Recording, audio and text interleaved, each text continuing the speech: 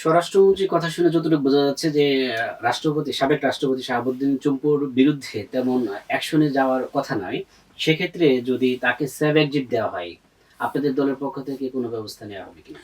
না, আমরা তো মনে করি যে রাষ্ট্রপতির প্রিভিয়াস যে ঘটনাগুলো সেগুলোর জন্য তাকে অবশ্যই বিচার আওতায় আনা উচিত। সেক্ষেত্রে আমরা আমাদের জায়গা থেকে তো অবশ্যই এটাকে প্রতিবাদ করছি এবং সে যদি সেফ এক্সিট দেয় সেটা আমি মনে করি আমার দল অবশ্যই তখন আলোচনা করে সিদ্ধান্ত নেবে। কিন্তু আমি ব্যক্তিগত জায়গা থেকে মনে করি তাকে সেফ এক্সিট দেওয়ার সুযোগ খুব একটা নাই। কারণ তিনি যদি বিদেশে যান তাইলে তার সেখানে চিকিৎসা নামে তিনি বিদেশে গিয়ে যেকোনো ধরনের বক্তব্য বা মন্তব্য করতে পারেন, যে বক্তব্য বা মন্তব্যকে ঘিরে আন্তর্জাতিক অঙ্গনে আওয়ামী লীগকে প্রাসঙ্গিক করার মতো কোনো এভিডেন্স তৈরি বা আলামত তৈরি সেই জায়গা থেকে রাষ্ট্রপতি এখানে থেকে নানা ধরনের কথা বলছে। বিভিন্ন সময় আমরা দেখি যে বিশেষ করে অন্তর্বর্তীকালীন সরকার যাওয়ার পর তিনি একটা বড় একটা সাক্ষাৎকার দিয়েছে, সেখানে নানা ধরনের অভিযোগ তুলেছে। ফলে এখন তিনি বিদেশে যাওয়ার পর বর্তমান সরকার এবং গণঅভ্যুত্থান পরবর্তী অন্তর্বর্তীকালীন সরকারের বিরুদ্ধে যে কোনো ষড়যন্ত্রমূলক তথ্য সামনে হাজির করবেন এটা বিশ্বাস করার মতো সুযোগ বা পরিস্থিতি নাই। ফলে তাকে ঘিরে যথেষ্ট সন্দেহ এবং সংশয় রয়েছে এবং তিনি যেহেতু আওয়ামী লীগের মনোনীত লোক ছিলেন, ফলে বিদেশে গিয়ে তিনি এমন কোনো বক্তব্য দিতে পারেন যেটা আওয়ামী লীগকে প্রাসঙ্গিক করার জন্য বিশ্বমহলে একটা আলামত তৈরি হতে পারে। পাশাপাশি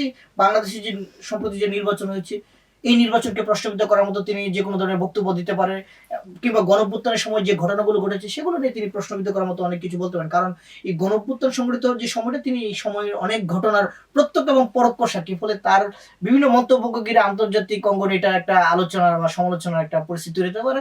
সেই জায়গা থেকে আমি মনে করি সরকারের উচিত তাকে কোনোভাবে সেফ এক্সিট না দেওয়া।